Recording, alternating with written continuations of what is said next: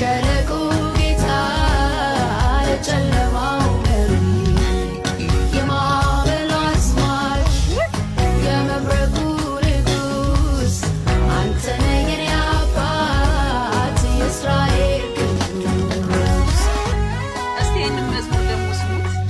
በወደድኩት ሳይፈስ ለእኔ በተመቸኝ የሕይወቴ ጎዳናው ለምን ሲያሰኘኝ ሁሉን አያይዞ ለበጎ ሲያደርግ በዓይኔ በብረቱ አየሁ ሲለውጥ ርስቱን ሲያድል ነጥቆ ከዚያ ሰነፍ ዘውትር ለሚት